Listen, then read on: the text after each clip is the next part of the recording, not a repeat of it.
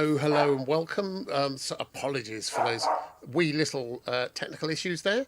Someone left their second doofer on, and that was me because I'm a twonk. So listen, welcome to Friday. I believe it has a date. It's the 5th of October. Welcome to episode 183 of the Pro Synth Network. It's great to have you here. Nice that you've taken some time out to come and join us. As I say, it's a Friday night. It's 7 o'clock. The weather outside is difficult to know because it's getting dark now that the nights are closing in. And alas, young Robbie is away this weekend. He's up in Sheffield. I believe he's with Dr. Manny. They're going to be doing something at SynthFest. We'll go into that in a little while, no doubt. And we have a rather lovely replacement. And in the meantime, I think what we shall do is let's deal with all the stuff that we need to deal with now without a script. What would be great as the show is running is we'd love you, if you're liking it, to like, comment, subscribe and share. So if you like it, press the like button. If you don't like it, the penguin of death comes and sees you round the back. You know what I mean. If you'd love to, please do subscribe and share it around with all your friends, families, Joe the Butcher, that man that has got that car that goes, that car. Share it with him and his wife and their vet.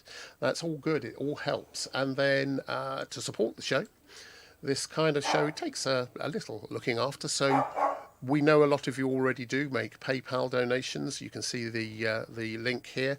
Please do, if you wish to donate by PayPal. You can also donate on YouTube using the super chat and another thing, the name of which a super sticker and a super chat. And all those funds just help keep the whole thing running on and allow us to do more of the kinds of things we've been doing recently, which is the unboxings and God knows what else, and keeps the show flowing. Doesn't get you a decent presenter, but it does keep the show flowing. So you can see us also by finding us here on Twitter, X as it now is, on Insta, Facebook, which you probably know about, and of course here on YouTube. This is where you can find us, so feel free to share that around. In the meantime, if you'd like to comment and chat, please do so on the chat. You can just ask questions or chat with everyone else. If you would like to chat, would like to ask a question, put a big Q at the beginning of your question. Where do babies come from? We won't answer that unless there's a Q in front of it. Q, where do babies come from? You'll get an answer. Well, you might. It's difficult to know. And in the meantime, whilst we're talking about chats, thank you to our wonderful moderators, Andrew Brooks, and some others. Because I'm not Robbie, I can't remember their names. I'm sure someone will tell me. If someone would like to drop that into the chat, I will make sure you all get a mention. And thank you very, very kindly for doing what you do. Somehow they read our minds and manage to put links up to things that we're only just starting to talk about, things we didn't even know we'd be talking about sometimes. And they get a link up and you can follow that through and read up whatever you need to on that. They're fabulously good and clever. And I think, all in all, do you know what? That's about it. I think we're ready to meet some of our guests. What do you think? Yeah, no. Shall we finish now? We can finish now. Let's have a chat. So before we go too much further, I think it would be really good to meet the one, the only. I was about to remove you accidentally there. Kent Spong. Oh, how are you doing, Kent? I am perpendicular. Not anymore. Have you any patch leads? Yes, I have a patch lead. Oh, Rob look who's in just turned as we're up. doing the intro. How are you doing, Rob? I'm very well. I'm surprised I've actually got a decent signal where I am. Have a look at this. Can I do... Does it allow me to switch? Oh, there you go. I can switch my camera. No, that turns it off.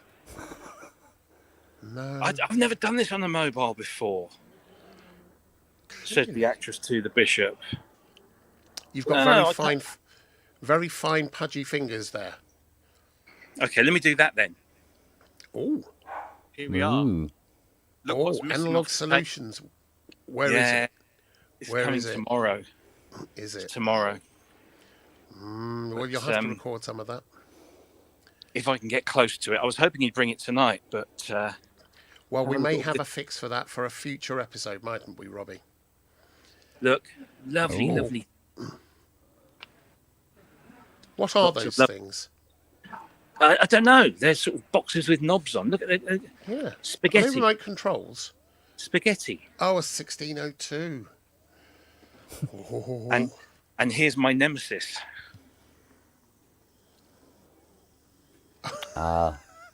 Regan. Regan. That's she. That is her. Regan. Yeah. But, yeah. And have you been shown round it yet, or is that going to happen later? Yes, I had my lesson.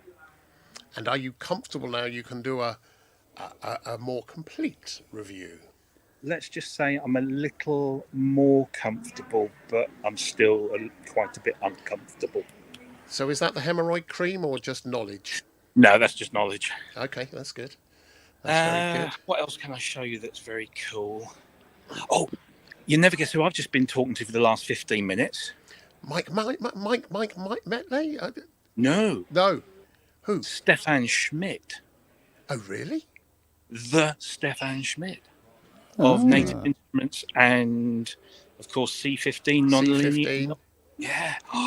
Never heard of him. Just chatting Never away. heard of him. Amazing. Here's one for. Sorry, are they there exhibiting? Yes. Oh, brilliant. There is a C15. Oh. There's one for Mike. Hey. I've already hung out with Kim. I don't know where he is now. Let me see. C15. C15. This is How great. many? Look at It's Empty. looking like there's going to be quite a few there this time round. There is, yeah. Kurzweil K2700. Ooh. I rather like those. There she is. Oh, a C15. Look at that. It's better if I do it this side. There you go. There you go. Oh. If you could just bring that back with you for extended testing, because I feel I need to do a test on something. This is what I was talking to Stefan about. Maybe I can sort of ingratiate myself, but it's a lovely thing. Yeah, It's, and Mike, I should be. we haven't, sorry, whilst we're here, I'm just going to very quickly introduce Dr. Mike. In fact, let's go out. There we go. Hi, Mike. How are you doing? Good. So that's that then. So we've got us all here. So, Mike, have you played with the C15? Oh, yes. Oh, and hello, all you nice people on the computer. I actually had a discussion with a couple of other music magazine editors the first time the C15 made it to NAMM in the States. I had played the early ones at Superbooth and was absolutely enamored of it. Great stuff. Well, and a couple of these guys were like, "No, well, I went over and poked at it a little bit. I don't see what the big deal is." And I was just like, sit down and play the damn thing for half an hour before you go saying stuff like that, especially in print, because that is a player's machine. That is absolutely a player's machine. Oh, look at that. Somebody hacked up a couple of Rolands. Let's just jump back to young Robbie. What have you got there? Is this? This is Sweet Discreet. Oh, that's Sweet Discreet. These are complete recreations. So they take the metal, they chemically strip it right down, and then they relay everything. So this is as minty as you'll ever get that didn't come out of the Roland factory in 1981. Oh, listen, whilst you're there, can you just grab the bottom one of those? I've got a KX88. I need a new membrane for one of those. Yeah. Yeah. I'll ask him. Yeah. Yeah, 909. So he does all of that stuff. Yeah, he's cool. I guess he's probably sold out of the Oberheims, huh? I've got one of these. Is it? I think it's that one. Well, no, the one I want is the Matrix 12 to hang on my wall. Yeah. That's a really good idea. Well, I don't have my expander anymore, and I need to look at it and remember why I sold it. The only expander I've now got is in my gut. Oh, well, there is that. Oh, look at this. Oh, it's got all kinds of pointy places to put in pointy things. Oh, that's the ample. Oh, how lovely. There's another one there. Oh, so you can do it in stereo? Yeah. And then Maximus will be there tomorrow. That's brilliant. Sequential and Oberheim, all the usual suspects. And do you look, they've got a Hawaii, they've got a forklift truck or something. Sorry. Brilliant. Where is it was marvelous of you. Whereabouts are you presenting from, by the way, when you're doing your presentations tomorrow? We will be in the seminar room. Okay.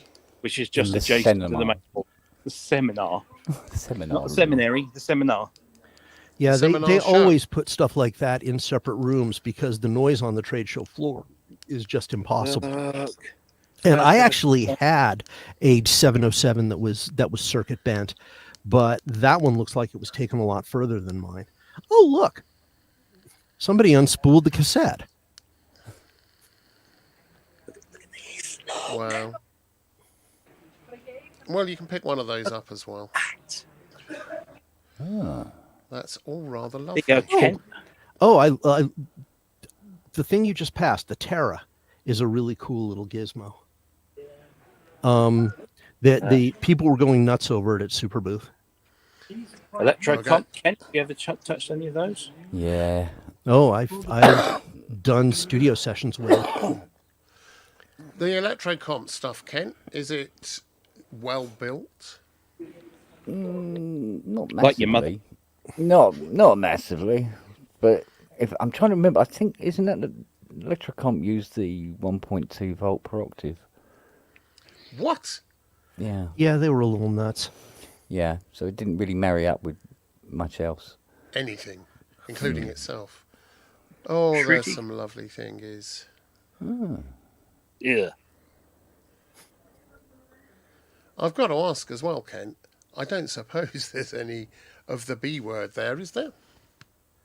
I tend to doubt it, considering that Sound on Sound is sponsoring the damn thing. And we all know what our dearest friend thinks of the media. We're all crooks. Look at this. Somebody's challenging me to who can bring the most Yamaha tech. Look. 802, 816, MV802, RX5, CX5M, QX1. I've actually recorded an album with an RX5. They're surprisingly nice little machines. And nice little DX5. I've got a DX5. Mike Gorman's brought his lovely collection. So. Oh! Right past that. Ooh. It's in or whatever you want to call it. And this thing is always here, which is rather cool. Look at that. I suspect it runs on some kind of electricity. Clockwork. Control. Oh, look. Low percussion controller. The Carl Palmer Special. Awesome. I think about all I can show you at the moment. Oh, stop at the Bukes booth again. There we go. Look. He even brings Calyx stand. Look at that. Yeah. Well, if folks haven't picked up our titles, you're helping me feed my family. So. There we go. Oh, cool. Oh, yeah. Him. Yay. Get it off camera. Get it off. And a bit of an applause for that. I don't have an applause button, but I'll take it. there we go. Rob, thank you for this. It's always fun to be able to get out onto the exhibit floor and walk around a little bit while things are getting set up. Yeah, it's just a shame that not everything's here, but if we were doing a pub, I'd ask you to point directly at the floor, but I'm getting more than my fill, and I'll be able to watch this. Varnished Those who parquet, go to the steady. pub know. No look, carpet yet. That's a painted parquet floor. there is no carpet. Oh, hang on, I found some carpet. Oh, here we go. Oh, now you're talking. Oh. What do you think, Mike? What do I think? I think that we have now fulfilled our obligations in terms of what must be on camera. So, when they do their walk around, they don't have to worry about hitting the carpet. So that's the show then? Yeah, pretty much. Cool. Well, thank you all for. Oh well, we'll carry on for a little longer. No, I think that's pretty much it. Oh, Ableton. I really want one of those. Have you got one of those? No. I've got a 2. I don't have a 3. I'm very tempted by a standalone 3, but a lot of money. And how much is it? Well, if you get it with the computer in it, it's about $1,500-$1,600 US, I think. Wow. Now the computer's designed so that it can be demounted and a newer model put in, which is kind of nice. But there are people around here who have them who say that she's having just a little bit of teething pains, but they've been very responsive in getting those cleaned up, and it seems to be quite the thing. So I think that's about all I can really show you, apart from. Well, you haven't shown us your T-shirt yet. There you go. Suck on these notes. And if anybody is attending, then that's where you want to be from 2:30. Overbridge. Yeah. Overbridge. Is that another town? Yeah, Rotherham, I think. Okay, that's good. That's good. Just north of Paris. And that's where we all are at the moment. And I'm getting a bit sentimental because 1 year ago I was doing this with a certain Mr. Dominic Hawken. Yeah. All right. Pour one out for the man we miss. Yeah. Do. Anyway. Go and have a beer. Go and have several beers. We're going to have curry and beer. When's the curry? Delights of British curries. Okay, my friend. Well, listen, you look like you're going to be ready, and you got all your kit in place. Everything's ready to go. Not at all. Good. That's how it works. It wouldn't be Pro Synth. It wouldn't be Failed Muso or Pro Synth if everything was ready, would it? So all the kit at the moment is in a trolley that I have to turn up early tomorrow morning to wheel through. Yep. And then set up. But that's how it works. I've by the end of which you'll be off your trolley. Possibly, yes. Do you need any cables? I don't think they have any around. That's the one thing I'm really crapping myself over. I think I've brought enough cables, but I'm not sure. Well, there's a shortage in the UK. Around who has some, yeah. There's going to be cables there. Oh, look at that. Yeah. Lights and shit. Look at that. Hurrah, fame at last. I know. Anyway, I'm going to go now. I'm going to leave you guys to it. Have a great show. Rob, please don't forget to say hello to Diana over at the Bukes booth. Yep, and send everybody her way because she's amazing. She's awesome. She's wonderful. She's sweet. So that's my shout out. Have a great time tomorrow, man. And you'll be fine at the seminar. Knock 'em dead. I hope so. Thanks for standing in as well. See you later, Rob. Take care. Always a pleasure, sir. Have a good weekend. Bye now. You too. Say goodbye, Kent. I did 10 times. People keep talking. You didn't say goodbye, Kent. You didn't say goodbye, Kent. Yeah, all right. Goodbye, Kent. There you go. Go and have beer. Going. Bye. Bye. Bye. So there we go. How do I? He's trying to stop being Turn the phone off, man. Just turn the phone off. I'll do this. Bye. There we go. Technology. Well, so there we go. And that got me out of my introduction, which is awfully nice. And it took 20 minutes, which is about how long as I'd take for my introduction. So the way this normally works is we introduce everyone and they say a little bit about what their week has been, but we're going to mess around with things here because guess what? Dr. Mike Metlay's here and he revealed to us some rather interesting and unsettling news in the run-up to the show. Dr. Mike, would you like to tell us more? Well, for those of you who haven't been following the music tech industry news or the music industry news, Bandcamp has been sold again. Epic Games, makers of Fortnite, had it for a while. People were worried, but true to their word, they did not mess with Bandcamp's business model.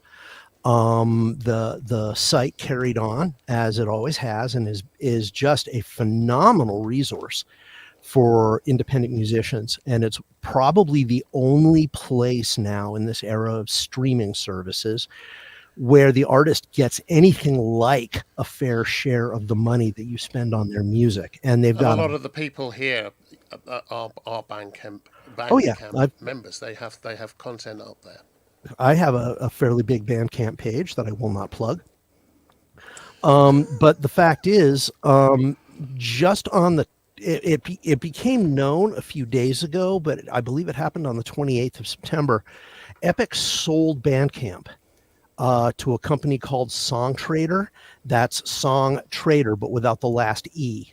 And they are a company which specializes in artist-focused royalty packages and that sort of thing. And that's been kind of widely reported, but you said there's something else about most recently, someone from Bandcamp posted that they had been in collective bargaining with Epic. The Bandcamp employees are unionizing, and they had a lot of stuff on the table that was moving forward, but all of that got set aside during the trade, and people are not sure when it's going to start again. They've also reported that staff have been locked out of certain critical functions. I believe, and somebody please in chat tell me if I'm wrong, I believe that because of that, that's why there's no Bandcamp Friday today, because they couldn't set one up. So unlike Epic, at least now it's looking a little bit like Song Trader is going to have their fingers in the pie a little more, and that depending on how far they go, that doesn't bode well. And the problem that we're having right now is that the music community, I mean, back in the day when very few people used computers, when mp3.com, we survived. When people were just getting into this kind of thing, when MySpace went down, we survived. But millions of artists are using Bandcamp.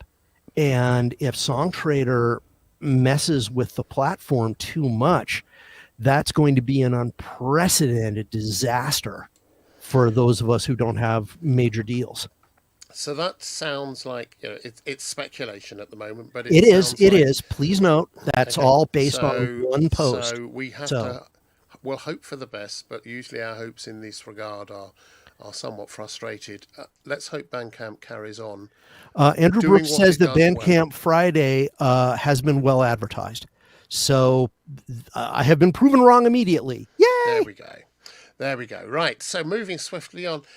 Kent, how are you, Poppet? How's your week been? Would you like to speak? I think he is speaking. I think his lips are moving, but nothing's coming out. So, yeah, we're not hearing you at the moment. No, not hearing a thing. Nope.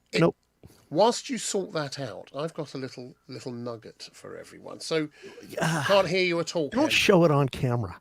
No. So, last night, in addition to all the other things that people were doing on a Thursday night that you expect, young Kent did a live unboxing of his new System 55 system. System 55 system, that sounds weird. And it went rather well. But Kent, sort of, when he was getting ready to do the live unboxing, he thought he might need a cable or two. So for those of you that haven't seen it, I'm going to share with you, if I can find it. Yes, I can. I'm going to share with you a little something from last night's show, which shows that he may have bought a cable or two too many. And here we go. it would help if I actually press play. It's pretty. I'll say that for it. You've missed something. Go on. You haven't opened up the box of cables yet. Oh God, yeah. Well, I was just going to say, let's see if we can maybe get it to sing. Yeah. Okay. We've got some Eurorack guys in the chat, haven't we? We've got a few, yeah. Yeah, there we go. Stick it in there. Don't put it in that hole. Bang. So, Right. whilst we're watching this, I'll just leave it running away in the background. Now, these are the ones that came It's a from- rather lovely looking system. Yeah. Does it? What is that on the front? The very front panel? Is that a place Those to are keep your blank weed? panels. That's very. What? Yes. Is it a place to keep your weed? It is some more rack space, so you can put more units in, Let's have a look, see what we or got a here. keyboard, or We have. someone suggested. Oh look, Oh, so he's found a we cable got. Oh look. Ooh. Oh. Always, or two. always wanted one of them. Oh, that's one of those. I'm just going to run this forward a little, as you can see. You can pump it for you. He seems to have all the cables in the world by this point. I love it. That's more cables than anyone's going to need. for RS. Oh, Andrew, you are not a Eurorack user, are you? hang More on. cables than anybody's ever going to need. Oh, Hang on. you wonderfully naive gentleman, you. I love you. And these Well, and there's more, and there's more, and there's more. And it just keeps piling up. Each of those boxes has 5 cables in. What? Have you ordered? Kent has got all the cables in the UK at the moment, sitting on top of his System 55. All cables. Oh, I think in a bag. I thought it was genius. What's in the bag? Ken, is your microphone working It's a yet? donut. Oh, there's got to be some gummies. No? White ones. No, can't hear you, mate. Loads of white ones. Oh my They're all God. going to go. They're all going. Let's Okay. have a look. Oh, yeah, I seem to have got a lot of cables. So each box has 1 cable in, or so That would be all right, wouldn't he it? had more cables than anyone could possibly need. And then from this point on, he decides he's going to get it plugged up and running. Now, unlike certain other unboxings, Yeah, that and when we look at this, it's not the least complicated device. Kent, because of his somewhat So with all the passing cables, Kent affair can now with actually patch things into electronic and anybody's- modular, managed to, in a space of a very few minutes, get the thing not only up and running, plugged in, Yep. and testing. Does it otherwise? He managed to actually even get the sequencer running, I believe. 100k.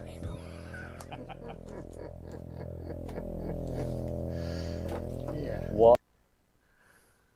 Come on, let's find a sequencer going bing, tiddly weep. Bing, Still bing. here. I'm still here. Stop.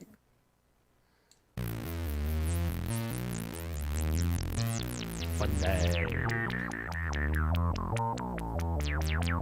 1973 called. They want their sequencer back. That sounds a bit Depeche Mode. Oh, So I think we're going to stop that about there. It was rather marvellous. So I'm just going to close that down. There we go. Bang. So, yeah, we still can't hear you, Kent. Are you having some issues? He says in private chat that everything's working there. But we're not hearing you, so I'm not quite sure why. Have you muted him in StreamYard by accident? No, I'm looking at his... Has he muted himself in StreamYard by It accident? doesn't look like it, but let's just get rid of that and let's stop that screen. So I think, I'm not quite sure what to do about that. Kent, shall we try something else? Do you need to reboot and come back in? Disconnect, reconnect, maybe? Try switching it off and turning it back on again. There we go. No? No, not still hearing nothing. anything? No. Well, whilst we're waiting for you to try, there we go. He's gone. He'll doubtless be back in shortly. Young Mike, we've got some things we can talk about. We've got Oh, some I suppose we do. news. we've got some news we can start talking about. So, now where do we start? Well, I know what I'd like to start with, but Well, I think what we're going to start with is news of. Where are we? I'll keep you. Let's start with the very first thing. Actually, let's start at the very beginning. A very good place to start, and that means.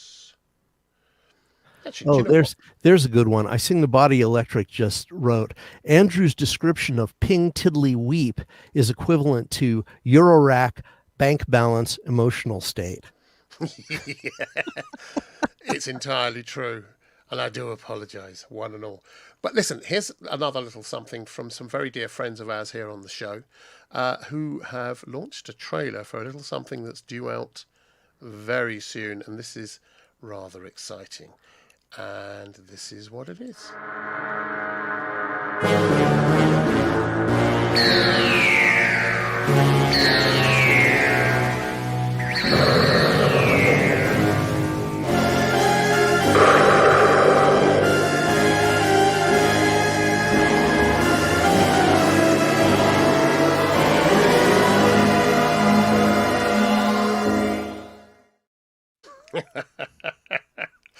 Well, so do you know anything about this, Mike?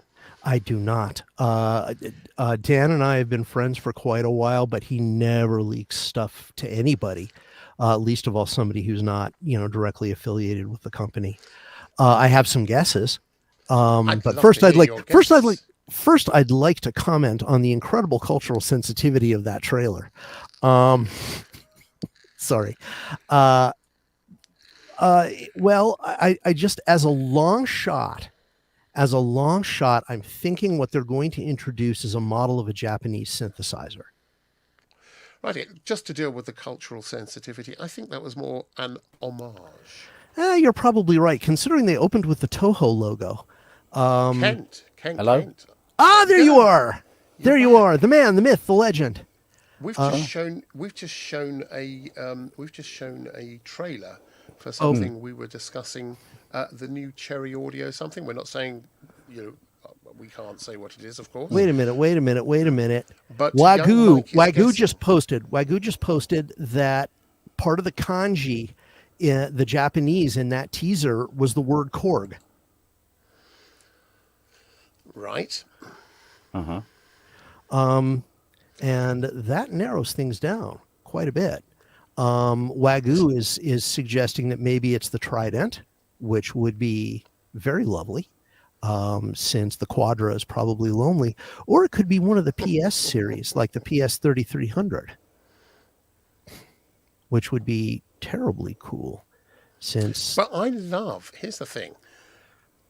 I actually love their trailers, and I think this was an homage. Yeah, and I think they really grab your attention. They do, and I will apologize because I'm gonna throw somebody else under the bus here. Mrs. Dr. Metlay is a university professor, and she has to be extraordinarily sensitive to this kind of thing when talking to students. And so I have gradually been conditioned to have no sense of humor with respect to this stuff, which is a drag, but there it is.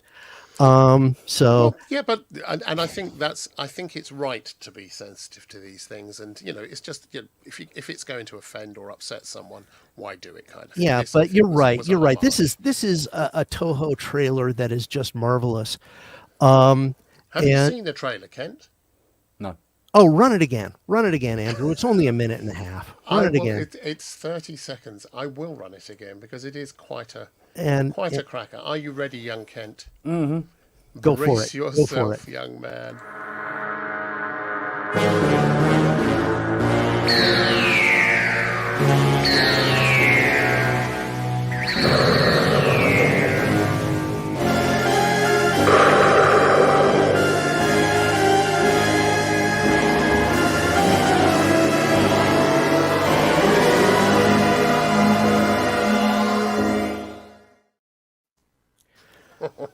Based on the sound of it, and based on the fact that it's a giant monster synth, I'm betting it's a PS. I'm betting it's a 3300 or something along those lines. Well, it's coming next week, so doubtless Tuesday. we'll all be enthralled next Tuesday. So keep an eye out for that, and doubtless we'll try and get the boys back on again to, of course, give us a scoop if we can at some point. Kenty, don't you think? Oh yeah, absolutely. They're always fun. Always fun, always fun. So yes, we showed all of your cables. We showed every single one of the 913,012 and 3.4 halfpenny worth of cables. They seem to still be plugged in. Have you played with it since the pub last night? No, I had to work today. Didn't get a chance to get near it. You had to... Yeah. The W word. Never mind, Andrew. I'll Yeah, tell you later when you're old enough. That's never going to happen. So, yeah, that was that.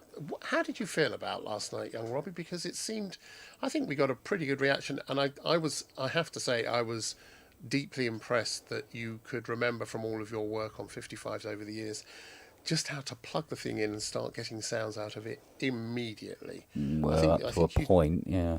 You said you went through what was essentially your test program. Yeah, that right? yeah, the test procedures, just to make sure you're getting proper path and that.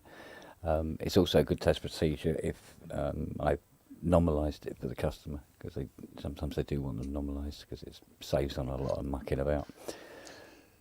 And you mentioned that one of the, it's actually, the quality of the build is really good. Yeah, it is. I was surprised. I'm surprised, I'll be honest with you. And you also thought that the sound was perhaps lacking a little weight, and I think we discussed it's a different voltage system, so it's. I knew I knew it wouldn't have the sheer raw power that the early 55s and the 3Cs had. It was impossible to have. But I've seen a couple of vids since last night, which had people just essentially running stuff up through the fixed filter bank and just loading it on there, and it does. This is like I said last night. I mean, although the voltage levels of the waveforms themselves are only 3 volts. Yeah, I think it was about 2.5 at best. So it's a bit way off, and it's about a tenth of what a 3C kicks out. So that huge muscle can be added Later on. Yeah. Cool. You can add it, and you can make it. Imagine you can make that sound quite a huge beast. Certainly more than the sum of its size, anyway.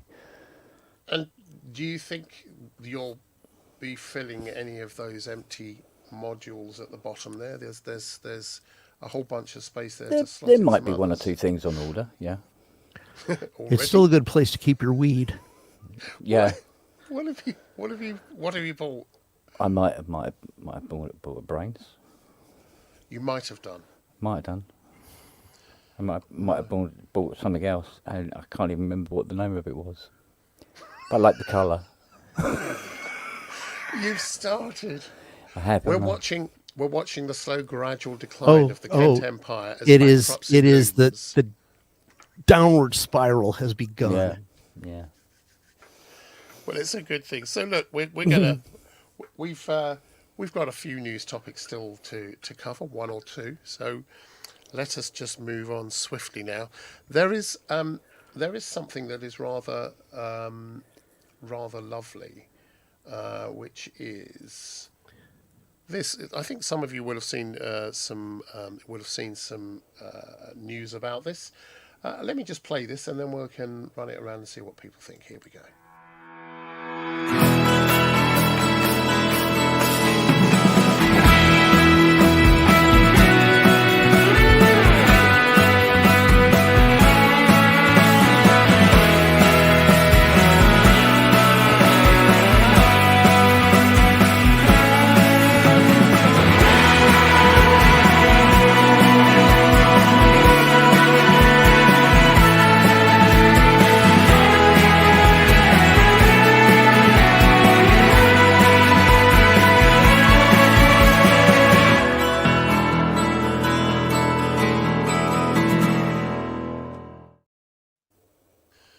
So, yeah, the brand new Console 1 Mark III.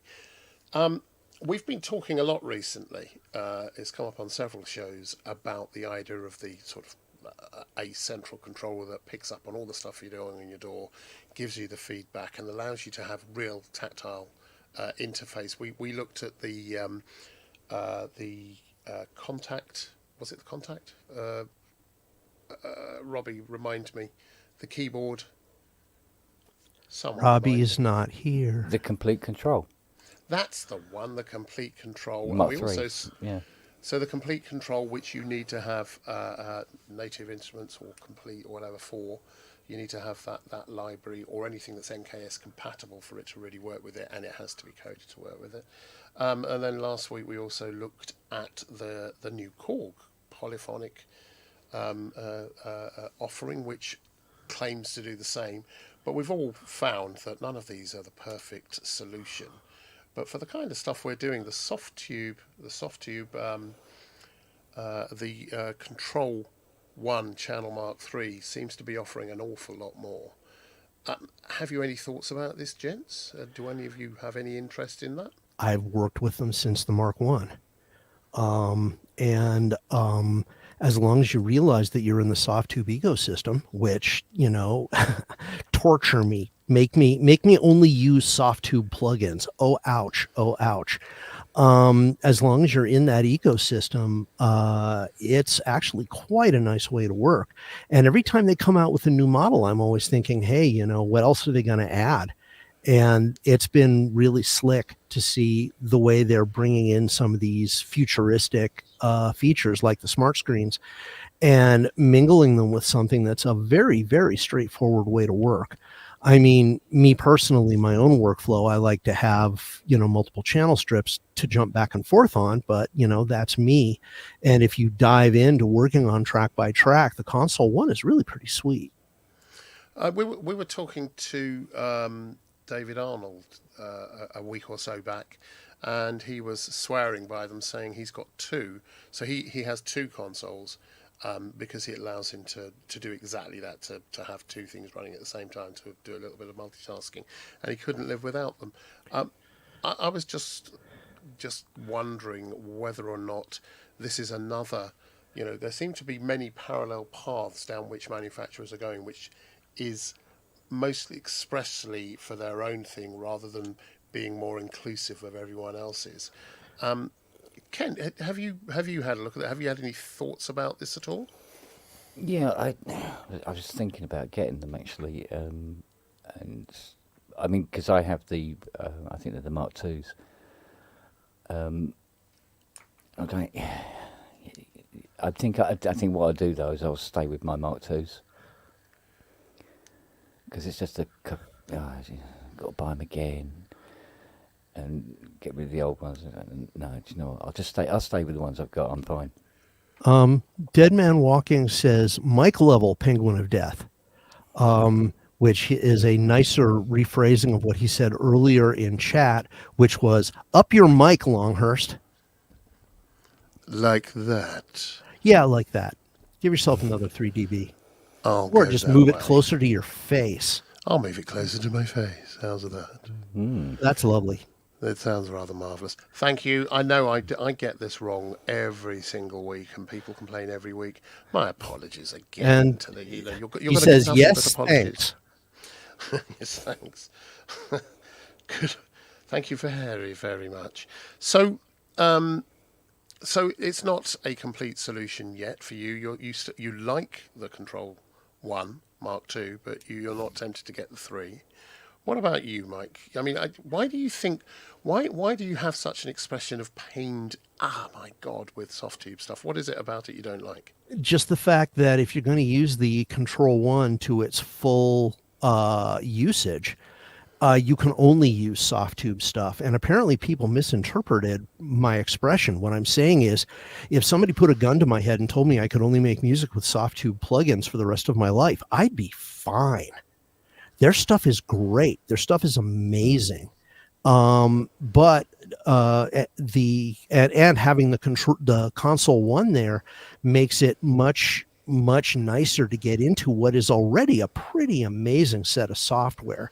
Kent, you've probably had similar experiences. It's just their stuff is really high quality. It's really, really well laid out. They've done everything from virtual instruments to, you know, all manner of tracking and mixing software. And to have something that fits with the ecosystem is really kind of nice. But to get back to a point you were saying earlier, yes, what we are seeing and what we have actually seen for a very, very long time is when it comes to hardware software integration, we do get a lot of these proprietary parallel ecosystems. Simply because if you're developing everything yourself, you avoid a lot of hassles. Compatibility, the last time anybody really got compatibility working really well, and that's arguable, is MIDI. That's a discussion we also had last week. The thing which I seem to recall from when we were looking at the complete, the control, the new control range, is that a lot more people are now building their stuff so it's NKS compatible. So it's using that. So it's not just constrained now to native instruments or whatever. It's actually reaching out further. So what we really need is more and more people to adopt a system, a way of exchanging this stuff so that it works for all of them. Well, can I tell a fairly funny story? If you know, I mean, it would be a first, but back in the days before Mac OS X, there were a lot of companies fighting over what middleware, what drivers you would use for MIDI and audio, and it was a real problem because it was making it a little more difficult for the Mac to be to maintain competition against what was out there. And when they shifted over to Mac OS X, there were companies that basically said, "Okay, this is fine. We're just going to write new middleware." And then what they found out, yes, Ben, I agree. We need another DAW supported platform standard for this, not a proprietary plugin to host everything in. But when they got together and they started getting into it, they began to discover that they actually couldn't get to the place where MIDI and audio were being handled. There was this new thing called Core MIDI and Core Audio, and it wasn't in the kernel of the Unix itself, but it was pretty damn close. And they couldn't get down to it to, you know, write their own proprietary stuff. And someone got annoyed enough about this that he flew out to Cupertino to talk to the person who thought this was a good idea. And sitting behind the desk was Doug Wyatt, whose company Opcode had been forced out of business by this competition. And Apple hired him and said, make it a walled garden. Make it so that everyone has to do it this way. And people grumbled. People were really unhappy. But nowadays, you know, it's something we take for granted. You plug something, you know, any class compliant MIDI or audio device, you plug it into a Mac and it just works. And that's because Apple forced the middleware to be way down deep. I don't think we're ever going to see anything like that in the music technology space, simply because nobody has the pull they used to. Nobody has the power to make something like that go through. Well, it's interesting that you mention that, because one of the things which has come up this week is this. Let me just bring this up here, and it's riffing on a theme. So, DAW project. So what we have here, this is an article from Gear News. So DAW project is a new notion, a new way of, we did cover this a bit last week, but we thought we'd give it a bit more coverage, especially given what you're talking about now, young Mike, and what we're talking about. It's the idea that you should be able to essentially port a project from one DAW to another and most of the stuff that you need to put across should go with it. So if there are effects, you should be able to have the same effects if they're on your other DAW. It should pick that up and apply them in the same way. EQs, fader levels, all of it, the placement of stuff on timelines. So you actually get the entire mix put across with as good an interpretation of what was done on the original DAW in your new DAW. Now, this is something which Bitwig have been working on. If I try and scroll it on the screen rather than on the other thing. So at the moment, Studio One, that's working it, and Bitwig Studio. You can share projects between them, apparently. They're looking to try and spread this a little further. So this kind of replaces OMF and AAF and all the other different formats that have been out there that attempt to do this as well as they can. OMF has always worked, but it didn't bring across all that other data, any EQs and things that were applied or effects. What's your thoughts on this, gentlemen? Kent, perhaps we go with you first. What do you think? Yeah, I imagine it'd be quite. I don't know about other people picking up on it. We're still waiting for Cubase 13 to come out again. They've alluded to some of the things that are in it. I don't know. I doubt very much it'll have this in it. But I mean, when it comes to sharing projects across and stuff like that, yeah. But I don't know how often that really does come up. Well, I think one of the problems with one of the reasons it doesn't come up, I think, is that actually I've got lots of people with whom I would love to be able to share projects who are on a Mac, maybe using Logic, and other people using Cubase or Nuendo, some using using Reaper, all sorts of different, Ableton. It would be useful to me in the work that I do, which is, with all the different media types I use day to day, to be able to share it with anyone or bring in a project from anyone on any DAW and actually have a reasonable approximation of what they were working on come up in the DAW I was working in. It would make life so much easier, because then you'd be you wouldn't have to worry about trying to learn yet another DAW to be compliant with the rest of the industry. What's your thoughts on this, Mike? Well, first of all, Argument in the chat brought up a very good point, but also said something which I'm really hoping was sarcastic. Let me find before I get to his really good cogent thing, I just have to call this out. He says, this came out in the 1980s. MIDI, they just need to add audio. Well, they just need to add audio. So get on it, guys. But that's OMF. I know, but and it didn't that work. Already exists. Yeah, and but then he said, what happens if one person doesn't have the same VST? And the answer is, then you've got part of the projects that's not reproducible, which is why I find DAW projects so interesting, because I'm wondering how they handle something like that. Well, you could simply, that's actually relatively easy. Surely. Yeah. You can either render, if you know that the end project isn't there, you can either ask for it to be rendered, freeze, or it tells you what the VST was. It flags that this is the VST plugin or whatever plugin that was used.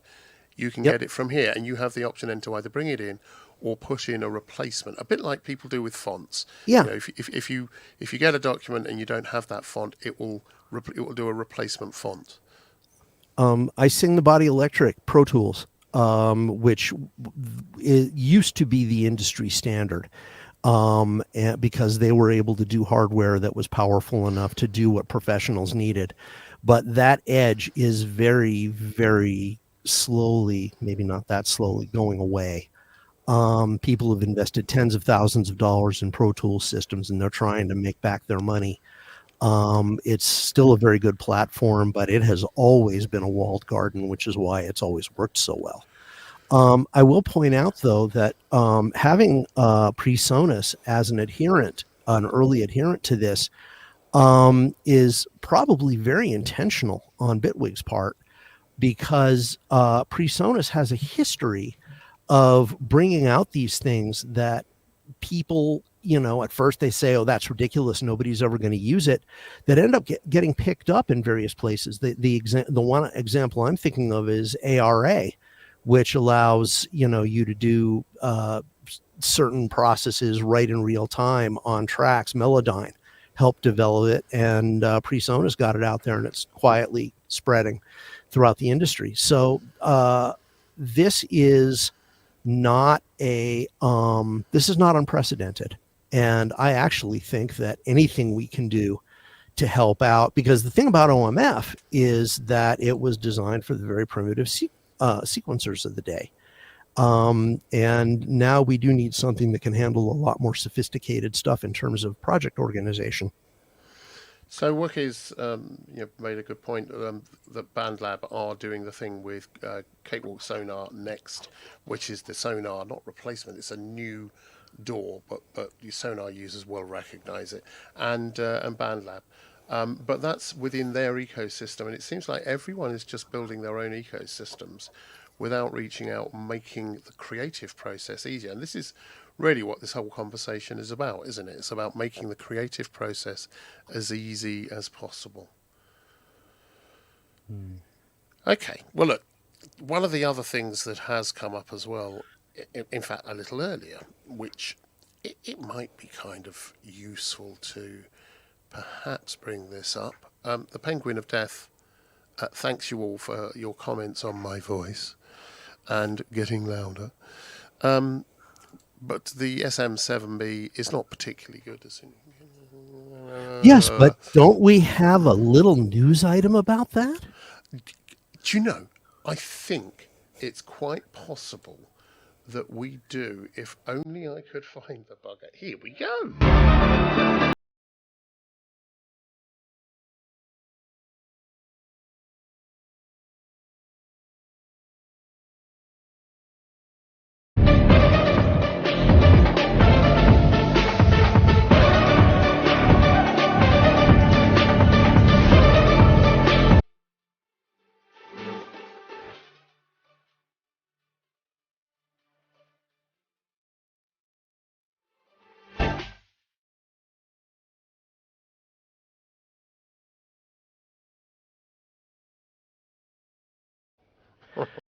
Oh, yeah.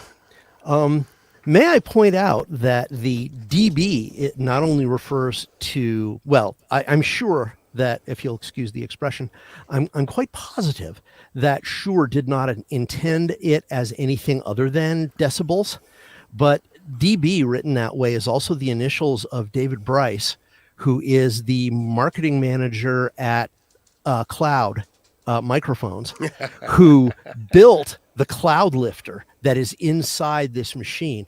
And can I give a little tech background here? I don't see why not. The idea behind devices like the cloud lifter, or what they call mic activators or whatever, is that it's a kind of preamp that you put on either ribbon or dynamic mics that don't have a very high output. And where you need, in the past, what you'd need to do if you had a ribbon mic or a fairly weak signal dynamic mic like the SM7B or the original SM7, was you had to have a preamp that had gobs of gain, and it had to be super, super clean. You know, 60, 65, 70, dB of, 70, 70 dB of 70, gain, 70 and up to really be comfortable. And those, you know, were boutique. You know, people like Doug Fearn of DW Fearn would build these gorgeous preamps. And of course, Wes Dooley at AEA, which he sort of carries on the legacy of RCA microphones, had these beautiful preamps made, but they were expensive. And for something, you know, it's one thing if you've got an old RCA microphone that's worth $15,000, putting it through a $3,000 preamp. But if you've got a $400 SM7, that's kind of a reach. So people were in the tendency of just cranking up the gain on their mixers and just putting up a little hiss. A little. But Cloud Microphones came out with a gizmo called the Cloud Lifter. And the Cloud Lifter is a very, very proprietary circuit that takes in a very low gain mic signal and uses phantom power from the mixer to bring it up to a realistic level. And not only without that, introducing a lot of hiss. it doesn't introduce any noise, and it does something to the tonality, because these mics, especially the low signal ones, they tend to be very picky about input impedance. And the Cloud Lifter does this magic so that these mics aren't just louder, they sound better. And I've had a Cloud Lifter ZI in my studio forever. I swear by this circuitry. And the thing is that the Cloud Lifter is incredibly successful. It's used, they have rack mount ones that are used in live and install stuff. They've sold gazillions of them. And a lot of companies have tried to hitch their wagon to that star. And they've built their own Make Your Mic Active preamps. So here's a question for you, Mike. Yeah. So they've brought out this new version which has got a built-in Cloud Lifter, is it? Yes, and that's my point. That was my point. All of the, I can't speak for every single one of these competing products. All the ones I've heard sound like ass. And I was totally dismissive of the SM7DB until I found out that it had a Cloud Lifter in it. And now I'm actually thinking of getting one, because I swear everybody needs something to believe in, and I believe in the Cloud Lifter. So here's the thing. I mean, Kent's got one. I've got one. Is that one? No. This is a Lawton Audio 208, which is worth more than my house. Which tells you about my house. But they are ubiquitous, certainly in podcasting and on radio, whatever. It used to be that the RE20. RE20. The RE20 was the thing which it used to drive me nuts, because I always used those on bass amps and stick them into a kick drum. They have that real bottom end, whatever. But so everyone's gone for this. Why do you think it is this particular mic has become so ubiquitous, the 7? First of all, I want to answer a question. Xorb is asking, am I using it now, and is it easy to switch on off to show you? Xorb, it only works on dynamic and ribbon mics, which are also dynamic mics, but whatever.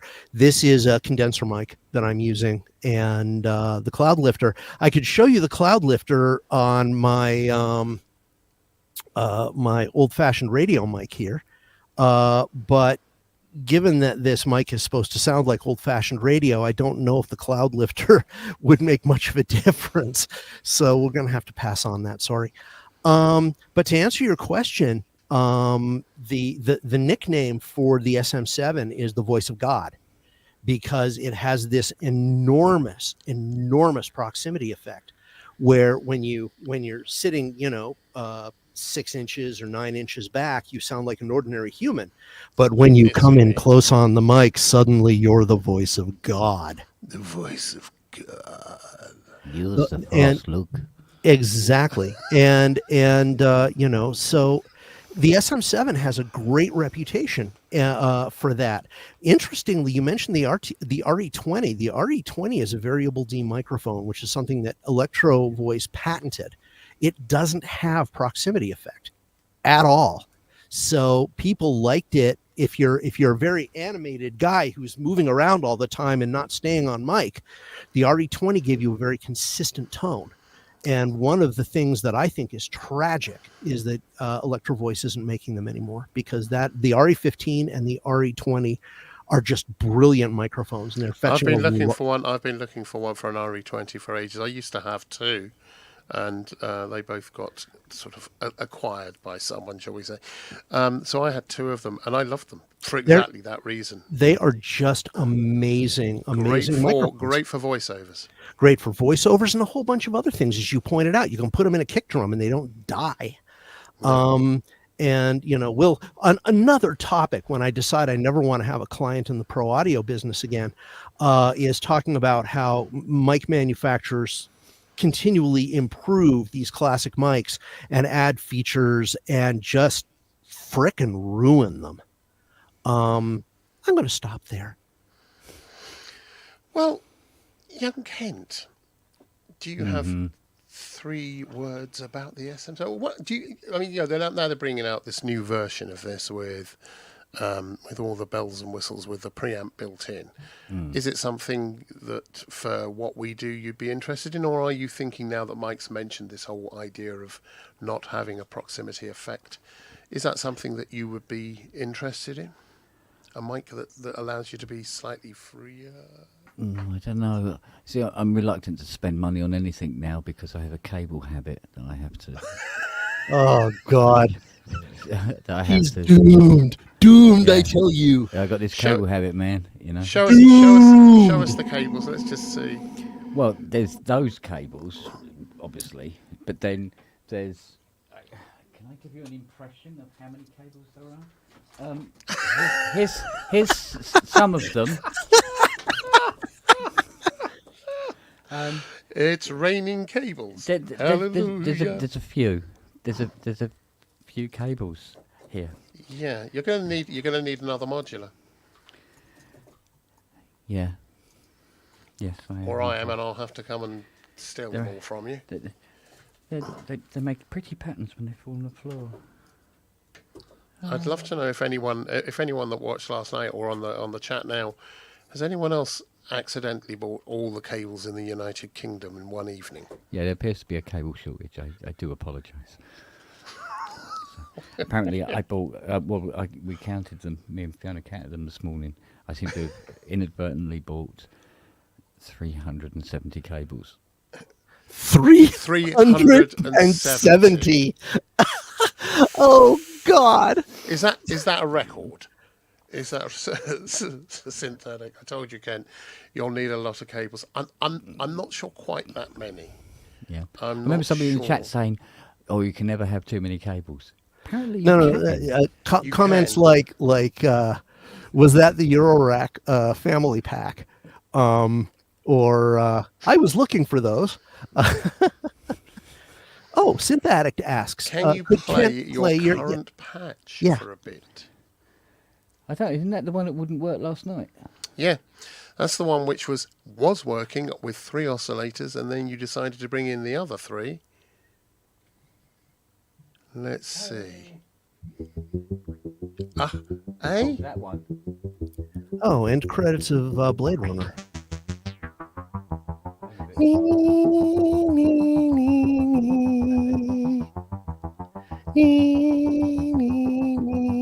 I should turn on my Hydrosynth and accompany. Or I could turn on my 80. Hello, What? darling. Oh, come on. Those things are so passé. Oh. That's a lovely sounding. Did that, darling. Did that fulfill your Friday evening need for 55ness, young synth addict? I'd love to know. Yeah, we've got a long way to go before we get to the 55ness. Cool. Thanks, Pro Synth Network. I thought it might be different, but it's cool. Do you know what? The one thing it did, even last night and just then, what it reminds me of immediately is John Carpenter. Oh, yeah. It has that sound. You could do worse. Oh, Doobs wants to know if it was buy one, get 369 free. Doobs, say hello to, just wave at Doobs. Young Kent, wave at Doobs. He's a pal of mine. He's going to be jumping in at some point, no doubt. We'll get him in the pub at some point. Hi, Doobs. How you doing? Donald. That's his name. Don Dubay, Doobs. Lovely fella. Hello, Doobs. Welcome to the Madhouse. Welcome to the Madhouse. Not as good looking as me. Almost as good looking as Mike. and nowhere near as good looking as or Kent? as cabled up as Kent. Nobody looks as good as Kent, especially when I washed my hair today, so it's all neat and tight. Very, very Ryan. It's very. Oh, so here's the question: what do people think? I've been growing this out now ever since the start of the pandemic, and this is the first summer where it's really becoming a right pain in the ass. And what do people think about me going back to my buzz cut? I'm starting to think about it, and I'm taking polls. I've got experience of this. I used to have, seriously, when I moved up to Gloucester, I moved up here, almost 30 years ago, I had a ponytail down to my arse. There's a mental image I didn't need. Yeah, I looked like such a git, but I thought I was terribly cool, and people thought I was a WWF wrestler.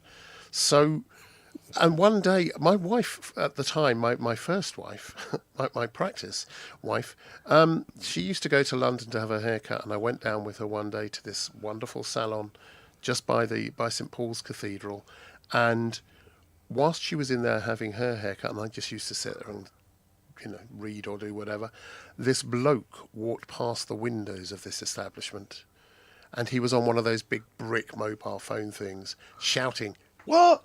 Hello? What? I can't hear." And he had a ponytail as long as mine, and I looked at him and just went, "Oh, what a! He looks absolute." Oh, Yep. One of the reasons I cut mine was fairly long when I first got into the magazine, back in the late 90s. Did it fit in the magazine? Oh, not well. And what got it for me was he was with us for a couple of years. We had an ad director who was one of these guys who had the perfect bald spot on top of his head with all the other hair growing. So he had this perfect circular bald spot and this long gray ponytail. And I looked at him and I said, "Dear Lord, kill me if I ever look like that." And when I started growing my hair out, I discovered that I'm not completely bald on the top. I'm the only guy in my family that didn't completely lose his hair on top. So I can have a ponytail and not look like one of these LA bald spot and ponytail guys. But now I just look like a ponytail guy, and I'm not sure that's any better. No, I'm not sure it is either. I remember we went to there's a hotel in Oxfordshire which was very famous for a political scandal in the UK called the Profumo affair. I'm trying to remember Cliveden, and the Akai did a show there one day, or a sort of dealer event where they were showing off some stuff, and I was invited along because I used to do a lot of work with them, and I still had my Git hairstyle at the time. And there's a bust of Beethoven in the middle of the entrance as you walk in, and one side of it was Dave Caulfield, the then a sort of marketing manager or CEO or whatever it was of Akai Professional in the UK, and the other was me, and I managed to stretch my hair over both the Beethoven bust and Dave's head. I've got a picture of it somewhere. I will dig it out. Oh, don't threaten us with a good time. Yeah. Oh, yeah, and I went where I was about to go, which was, let's bring back the mullet. Oh, for God's sakes. Business in front, Jesus, don't party in the back. No, don't do that. Don't do that. 1982 called They Want Their Hair Back. As we're in sort of full chat mode here, because we're not really covering an awful lot of synth stuff. Well, actually, we've gone through the whole list. We haven't. Not even slightly. Well, actually, mostly. To be fair. No, it's except for Studio 16.5 and the topic I think you're going to.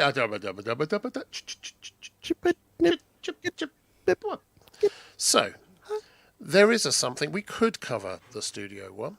Shall we have a quick look at that? Because that's, I mean, again, it's not particularly synth-like, and we've been a bit off-piste for a while. So let me bring it back just for a moment. Sorry to about an article. No, it's fine. To an article that that has appeared recently in Gear News, and it's kind of where is it? It's up here somewhere. I'm going off, Mike. Sorry about this. You've been going off on me for the whole show. Yeah, well, someone's got to present. There we go. It's almost as though I knew what I was doing, but not knowingly. Where are we? Guess to do it. Reimagined. Here we go. So this is this should be fun. Let's just share this. So this article appeared in Okay, that's News. just sacrilege. Well, yeah. That's just a prophecy on fire. That is sacrilege. I always thought on fire was a prophecy, but there we go. So this is a light-hearted look at what could be synths that people would want to buy, because there seem to be a lot of revisiting of earlier synths and maybe doing things with them to make them slightly better, or the PPG, the PPG series with now the Wave 3, which is a nod to the original but has these extra features. But this is signature synths, so it's talking about the guitar, an unwavering inspiration for synthesizer demo guys for well on 50 years. Legendary musician Jan Hammer is known for his incendiary keyboard solos that sound like wailing guitars. Yeah. Don't worry if you don't have the necessary effects pedals to get the hammer sound, as they're all baked into the synth itself, and best of all, they're always on. Anytime is hammer time. So it's a light-hearted look at different mad synth. And right underneath there's an ad for guitars. I love it. Yeah, then there's the Uberpad VS80. Essentially, it's a CS80 with all the attack things thrown up, so it's a very long attack and release on everything. So you get those huge pads that take forever to come in and go away. That's the Vangelis. Yep. Vangelis thing. John Winkhire State of Distortion. There's the Prodigy Signature Firestarter Prodigy, which when you press a button, fire spits out, and all that kind of stuff. So it's and the Trent Reznor Signature DX7. Yeah, which is busted. I was gonna go there. If they didn't. So the Dead Mouse patchless modular rig. Pay attention there, Kent. The patchless modular rig. So, I mean, it's a totally daft. What's the Boards of Canada Pastoral Poly 61? Come on, I got to see that one. There we go. Few electronica artists have been as influential as IDM duo Boards of Canada. Now you can get their unique sound with their signature Pastoral Poly 61 from Cork. There we go. Leaves, moss, soil, and other natural elements. Yeah. Great. To make sure your music is always one key, the LFO is hardwired to oscillator pitch, and pitch bend is even stuck just slightly off center. Oh, perfect. So it's a Poly 61M. Oh, whether or not it has MIDI. Come on. MIDI spoils everything. Yes, an M, isn't it? Yeah. It has the touch buttons instead of knobs. That's the Korg equivalent of the Juno 106. Yes. In grey as well. That's the worst. The worst. A depressed dog shit on a cricket pitch. It was the worst. It was their lowest ebb. It was their lowest ebb. You heard it here first, but I am determined one day to put together a reel of all the Kentisms that I can possibly find. He's marvelous. It's always good to meet somebody who can do that. They make me roar. I think it would be a hit, but there we go. I'm gonna do it one day. I just need to go back through 183 I've got a series of jams. Yeah. So what do we think, gents? I mean, this is a very, very silly, So are you talking about like serious signature synths? Yeah. What would be for you? Let's just bring it to the three of us. Kent, let's start with you. What would make for a really good, aside from the CS80 reissue, which we all want, what would make for a really good signature synth? Do you think? A new imagining of something. Well, normally what would make a signature synth is its rarity. So anything where there hasn't been many of them made. Example? I could come up with a bunch. The one I'm thinking of is when I got to visit EMIAP in Philadelphia, I got to see Keith Emerson's Mini Moog, which had the keyboard split off so that it could be mounted in a drawer on the GX1. He had two of them in drawers that he could pull out when he wanted to play them, and long cables to the gubbins, which were preset somewhere else. There's some good suggestions in the chat. The Curried Oscar and Curried. So yes, that would work. What was his first name? Oh God, Billy. Thank you, Billy Curry. There we go. The Curried Odyssey. Well, his I don't know if he modified his anaglyph. Yeah, baby. Rename it the Spongatron. Let me think though. That's an interesting question. I mean, there are some that have really been modded. You know, a lot. You tend to see that a lot in Minimogs. You don't see that very much in something like the ARP 2600 because it already does everything. You know, there's just not a lot to add. I really like that machine, but you know, what would you do? Fancy finishes? I mean, you know, you could always do the BT model rolling D70. Now that's a cracker. A Zappa Synclavier regen. Oh boy, paint it black. that would be the one. Any more from you, Kent? I'm trying to think. See, I was trying to think if there was anything more modern that could be signature in some way. But Hartman Neuron. Yeah, is there any left? Oh yeah. I've one of the DJs on Radio Spiral has one in his studio that he loves. No. So a Prince DX7.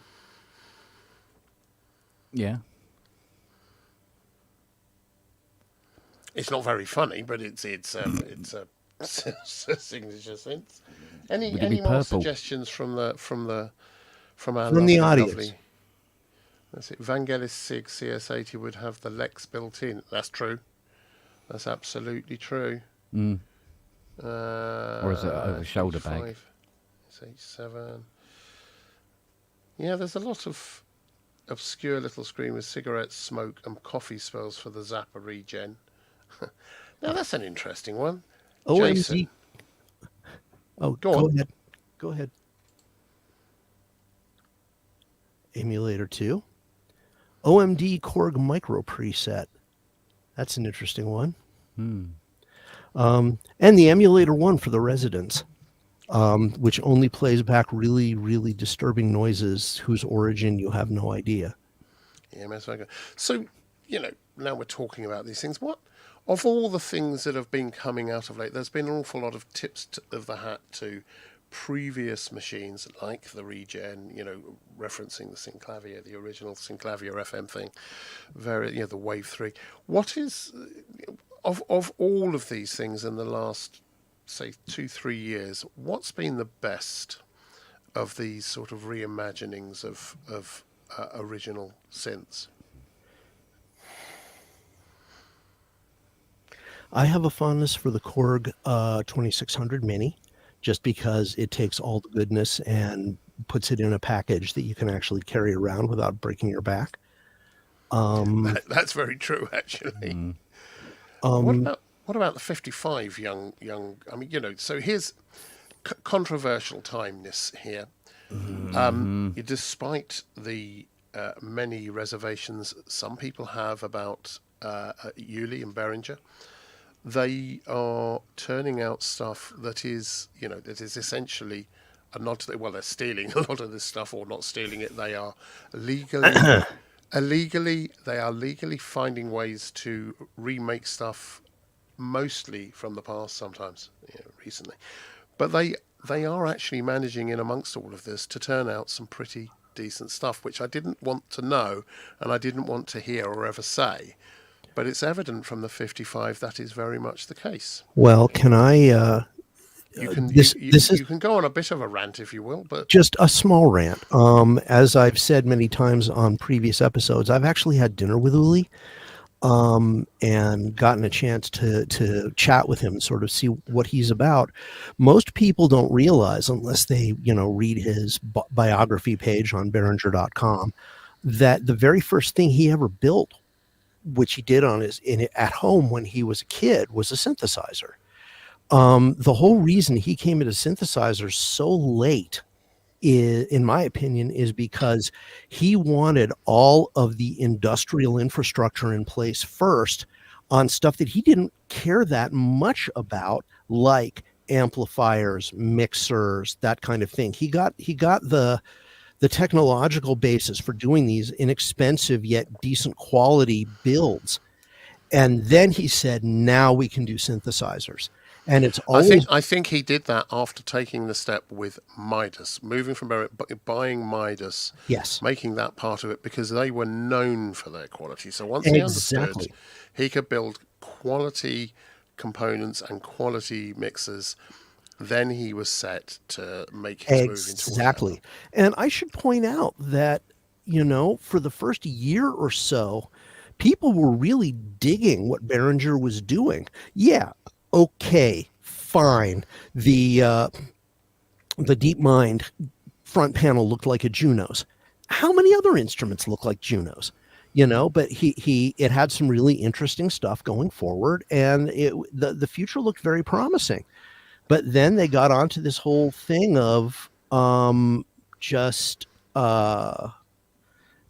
reproducing these old things. And, but the thing you'll notice about them, people complain all the time about some of Behringer's other products.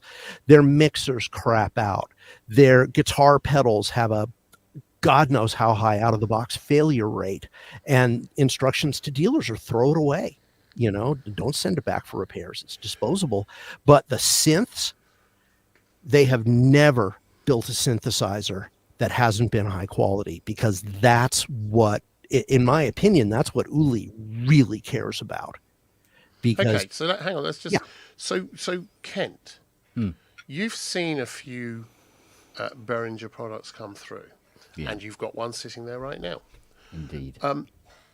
What's the build quality? Tell us, give us your thoughts. You have to repair a lot of this stuff all the time, and it may or may not be Behringer, or it may be the original.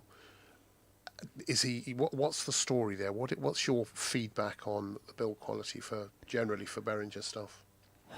Generally, the build quality of this is very good, actually.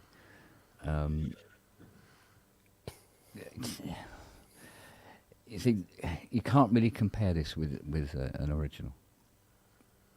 It's pointless. It is pointless. You've got to treat this as being sort of more of a again, the word homage. Yeah, a doffed cap, as it were, to the 55. It's quite a faithful reproduction, I must admit. I mean, everything looks pretty much like the original machine does on a smaller scale. I think for the money, it's really, really good. So, so Behringer is doing something right.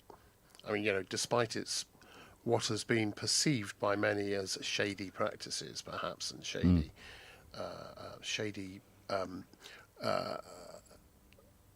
acquisition of certain intellectual brands. Property. Yeah.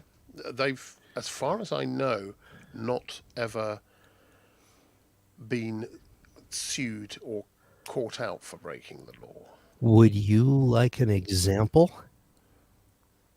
They were sued and they settled out of court. That was how they got their first few years, Andrew. They were outright stealing stuff, and they got caught. The classic example was the Eurodesk 8000 mixer, and somebody saw the prototype at a NAMM show, went behind it, lifted up the cloth that was hung over the rear panel, and there was a Mackie Running Man logo on the main board. Mackie sued them, and I still own a Behringer catalog which has the Eurodesk 8000 in it, which has this little tiny sticker looking graphic in the middle of the page that says not available in the United States, because that was part of the settlement, was that the Eurodesks were not allowed to be sold in the US, and Mackie probably had enough to screw them to the wall and maybe kill them, but they elected to settle out of court. So let's just for the moment, there are other examples of companies and or people that have done that by buying lots of different companies, not least of which is Jack with Music Quest, is it? In music. Moog. Thank you. And, yes, we're seeing a lot of stuff happening with Moog. To be honest, we knew that Moog was in trouble and often has been in its past. Yes. It's overreached. And so probably where it's at the moment is in as best place as it probably could be, in that they're going to probably outsource everything that's not big to Taiwan or wherever else to get it built, like most of the other manufacturers do. There will still be some production of the expensive units in the States, in Asheville. However, other brands such as Akai have thrived eventually. It took a while, but they've done rather well from this. So where do you draw the line with this thing? Because everyone bashes Behringer, and I've been standing in that position as well. But I'm trying to be Mr. Reasonable now that I'm sitting in this chair. At what point does one cut Behringer some slack? Well, if they were Sorry, building... just to add to that, they have got a really huge fan base. Of course. That love what he does, or what Behringer does, and loves the synths. And there have been some notable, like recently, was it the Cobol they released, which was never widely available. They released that, and it was a good thing and a lovely thing. Both, I think, Kent and I were very tempted. So, at what point do we say, well, it's all very well having a moral position that we're going to occupy no matter what? What point do you say, okay, well, let's just move on and look at the products rather than look at what's happened before? What point does that happen? Kent, you want to go first, or shall I? I don't know if it does. I bought this because I really like the look of it, and I like the idea of having one. Because let's face it, I'm going to have to walk the streets for quite a long time before I get enough money to buy a real one. And I got no hope at the 125 grand that they are now. Missed out on the reissues, which was still too much anyway. Yeah, only 100 grand. Yeah, so this walks along and it's 1,500 quid, and you go, hello. So if it's affordable, if it's something that's desirable, you've always wanted, and it's affordable, then you can put those to one side, or is he actually doing something that's advancing music tech, or at least in my making mind, I've democratised? always been able to separate a company and an individual. Yep, separate the artist from the art. So you have a company with just everyday Joes trying to earn a crust, and then a wank, and I can keep them separate. It's not a problem. Well, I do quite successfully keep a wank and an everyday crust. But there you go. You see, yeah. Always leave one to one manage side. that. Yeah. Well, most days, to be fair. Yeah. Sometimes. Well, So, Mike, yes. Having seen one of Behringer's factories in China, the living conditions there, part of the reason why he has such incredible loyalty among his employees in China, particularly at the factory in Zhongshan, where they make the more analog stuff like the little mixers and the guitar amps and things like that, is because he treats them better than a lot of other offshore companies treat the people in the factories. Does he employ them directly? Oh yeah. And they adore him. When I was there, they celebrated with my press junket was timed for their anniversary of opening Behringer City in Zhongshan, and he threw a banquet for the entire factory, 3,000 people, full Chinese banquet. And when he walked in there, I mean, they had a red carpet. They had an announcer announcing people coming in. So, you come around the corner and you suddenly find yourself on this red carpet and you hear, and here are the journalists around the world who are currently promoting our products. And there's this roar of applause. But when Uli came in, it was like Mao Zedong had come back to life. I mean, they really adore him over there, and he treats them better than a lot of people. And, you know, I've never been to his factory in Shenzhen because nobody from the press ever goes to his factory in Shenzhen. But I would imagine it's the same sort of thing. You know, drawing the line, I'm hearing what Kent said, I'm hearing a lot of variations on, which is, you know, I don't like the company and I've tried to stay away from their stuff, but by God, if they ever come out with an 808, I'm buying that.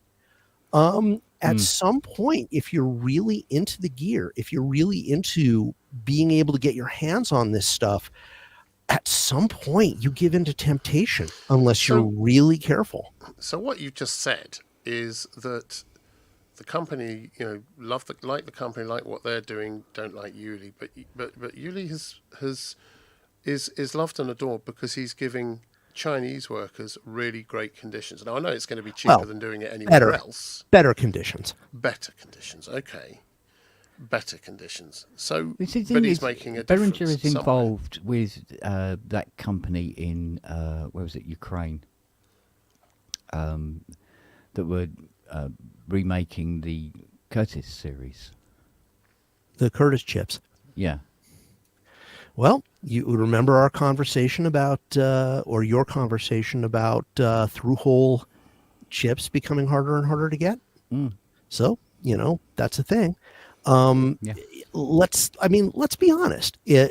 For us in our little section of the world, having this guy be somebody who loves and cares about synthesizers, you know, it can only be a good thing in that regard. I just, you know, I know a lot of the people who designed the technology that he's cloning, to put a polite word.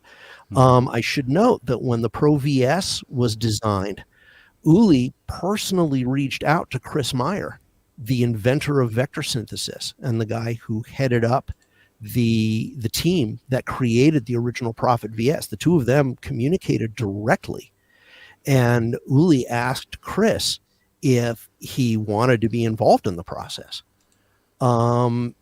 which is the kind of thing that people don't usually talk about when this subject comes up. Chris politely declined, but that was after what he said was a very reasonable exchange. So who knows? There's always the possibility that he's decided eventually, you know, instead of stealing the intellectual property, he just buys the companies. So I think it's probably time to move on from Uli, but it is. We all know that Robbie and yourself and others have experienced the wrath of Uli, who says that the music press and shows such as this don't give him a fair crack because we don't get given free beers or anything else like that. Kent bought that system; he wasn't given it, and we've just had an extended period of time talking about whether or not it's time to rehabilitate, what's good, what's bad. We've cited examples of both, which is normally one very one-sided. So I'd be really interested to see if anyone that knows anyone at Behringer is watching this or is going to point them at it and just see what they have to say, because honestly, everyone should be given a chance. You know, there's that saying, you know, a leopard can't change its spots. Nonsense. Yep. I was a complete tosser when I was younger. Now I'm just a tosser. You know, people have capacity to change, and sometimes the good that's being done you don't see. So, you know, who knows? Democratization. This one will run and run, won't it, Kent? Nelson Mandela blew up a bus. Yeah. You know, people change. Menachem Begin led a terrorist team that attacked the King David Hotel in Palestine. I mean, and more importantly, much more importantly than that, is Studio One have got this out. Oh, now that was a slick transition, Andrew. I got to tell you, that was the only one so far. That was artistry. That was terrorism. Studio 6, seamless. So here we go. This is the studio one. Do you know what? I've not even read this. I've been busy all day, so I've not had a chance to read this. But apparently, surround sound, Dolby Atmos is now fully integrated within PreSonus. Dolby Atmos is something that's gained traction more and more, but it's also something that's attracted a lot of criticism for not really, you need to have a very, very specific setup to hear it back in its full glory. And I have heard Dolby Atmos stereo renderings, which have not been that great, to be honest. So what do we make of this? What do we think about, again, Kent, have you had any sort of involvement with surround sound or Dolby Atmos particularly? Because do you remember when we had when we had David Arnold in, he was talking about Dolby Atmos rooms and the mixes that were done in those and how wonderful they are, but he also recognised that to hear them back properly can be problematic. Any takes on this? Any thoughts? Absolutely nothing. I have no experience. I haven't heard anything. If it's outside my front door, I'm unlikely to anyway. So I know. Do you have a TV or do you have a player, a media player that has surround sound? 5.1, 7.1? No. Okay. No, I've well, we had a system for a little while, and it just gave me headaches, so we gave it back. I'm quite happy with stereo. I've been happy with stereo since I could just about punch a blind kitten, and I don't need to get more speakers. That's going speakers in my life. Yeah, that's going in the reel. That's Absolutely. going in the reel. See, you see a blind kitten, you can't help it. You go, yeah, but is it blind? Oh yeah, it is. I usually come up with these, but I'm backing off and I'm letting the master work. Yeah, do you know, look, 2 speakers is enough for me. I've only got 2 ears. 2 speakers is enough for you. Yeah. And what are you, young Mike? Well, this is brings up the magic word that has been around since the invention of surround 5.1, which is down mix. Supposedly Dolby Atmos is a very down mixable system. You can start with creating mixes for 9 speakers around the room and dual subwoofers and stuff hanging from the ceiling, but supposedly with the right encode decode you can down mix it to still sound good on fewer speakers, and under the right circumstances it can sound really, really good on headphones.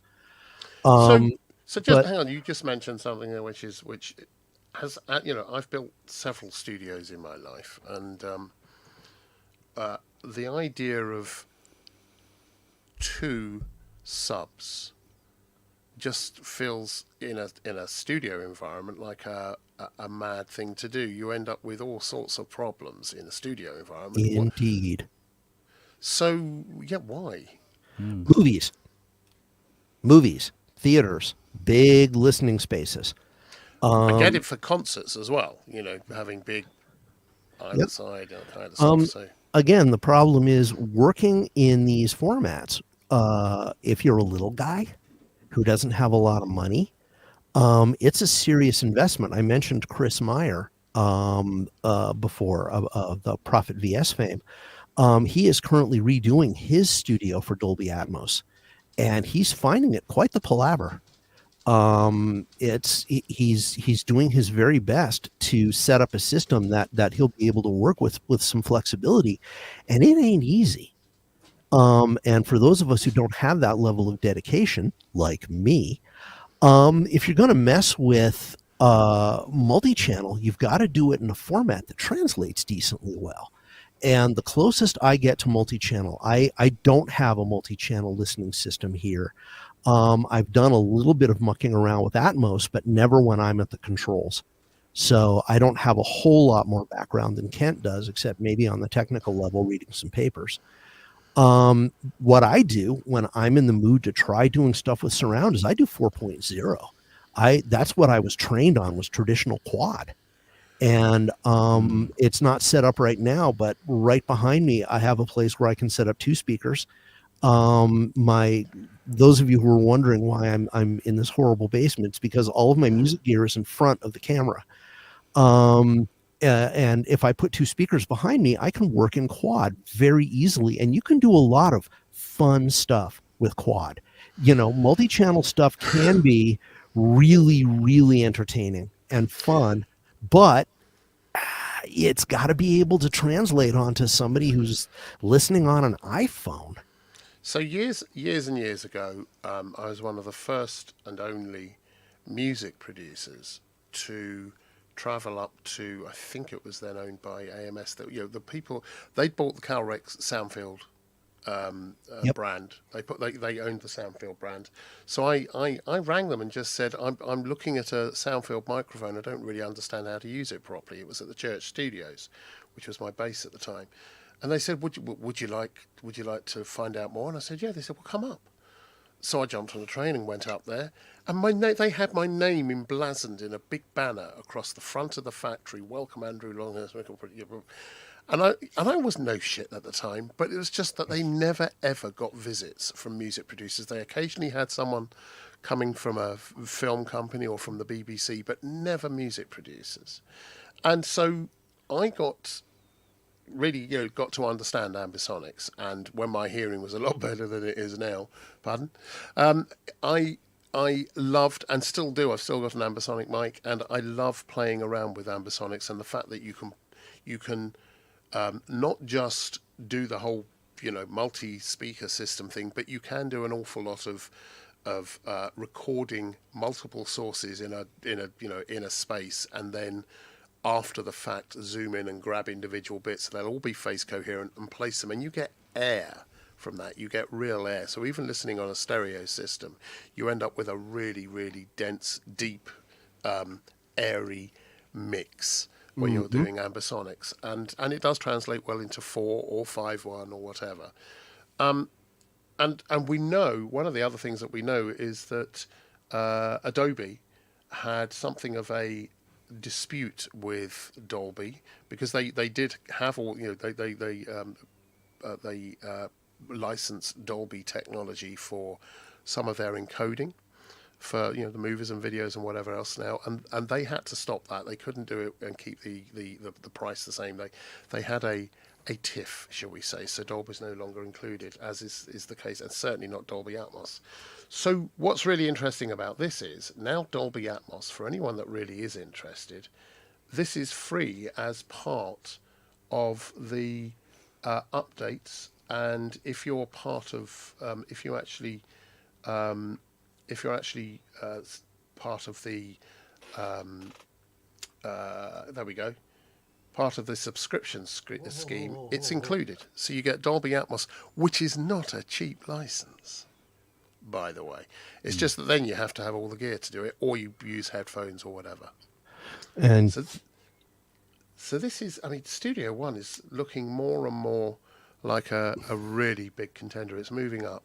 It has been moving up ever since version 1. People were converting over to it, but back then the competition was specifically Cubase, because the people who started the code base had been at Steinberg, and they'd said Cubase is starting to get really clunky. It's built on old code. We really need to strip it down to the bare bones and start over.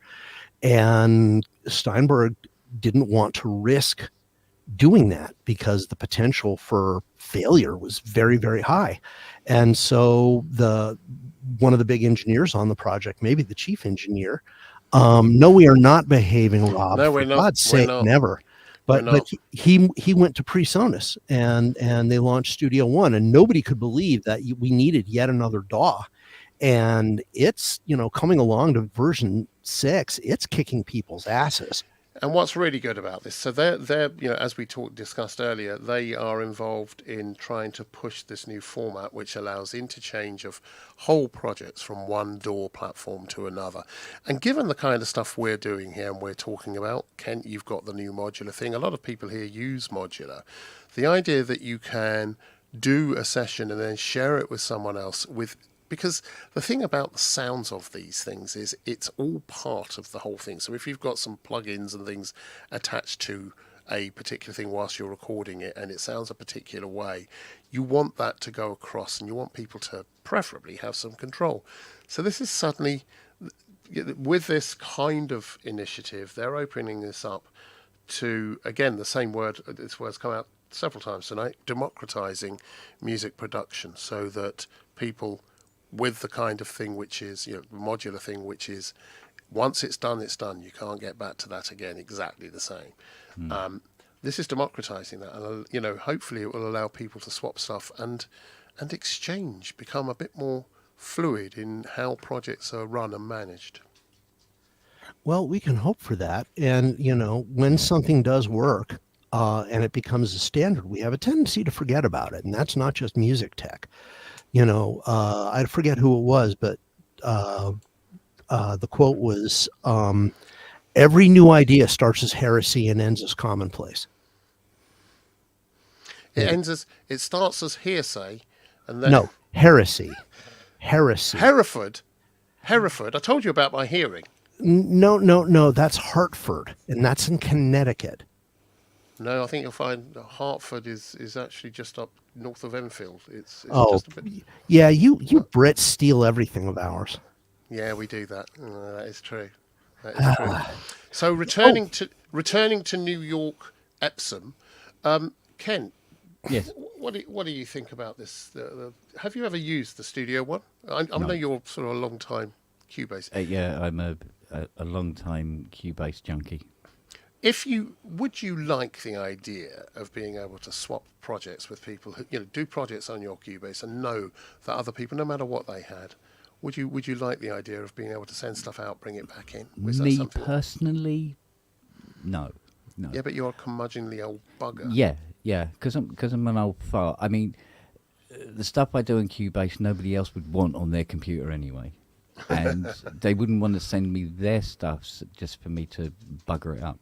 So, well, we've had that conversation. I think you actually make the beautiful music, the music of the night, the Nacht. Yes, blind music. Well, we're getting close to almost 2 hours. And can I just put in one more thing about Studio One? You scrolled past it. They're supporting Linux now, and you want to talk about a complete Don Quixote thing to do. I mean, that Linux is a nightmare. Linux is an absolute nightmare. That's a topic for a whole different show. But trying to get music tech to work properly under Linux is a nightmare. And I love the fact that they're being very specific about the build that it'll work under, because Linux is a dark, scary swamp. All kinds of things bubble up from under the surface and reproduce in ugly ways. But I props to them for trying. But that's because it's primarily an open platform. Even though it's Ubuntu, it's primarily an open platform. Oh, yeah. And it's a great OS. It is, assuming you don't mess with stuff. Yeah. And the problem... So like Windows then, or Mac? Well, Windows to some extent, Mac to some extent, but Mac is Unix. Mac is BSD Unix with lipstick and nail polish. But to do Linux, that takes guts. And the thing is, they've got a tech staff that can probably stay ahead of this stuff. But somebody's gonna do a fork build of Ubuntu and break everything. And that's. But the thing is, what that does mean is that someone could release a standalone hardware burnt in, with Linux burnt in version, hardware version of something which is essentially a DAW in a box, which could be this. So anyhow, time is cracking on. There is one more thing which we have completely ignored so far, apart from at the very beginning, and I think it's worth it's worth mentioning again. If I can just get the blooming thing up. Where is it? It is here somewhere. I know it is. Tell me it's here. Here we It's go. there. Yeah. Are we ready? Yes. Are we ready, one and all? Because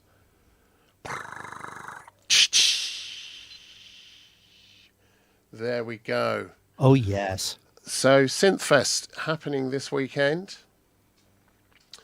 and the lovely Robbie, the very appealing Robbie, and Dr. Manny are there now, along with a host of other friends to the show. Thank you, Wagyu, for £10. That's wonderful.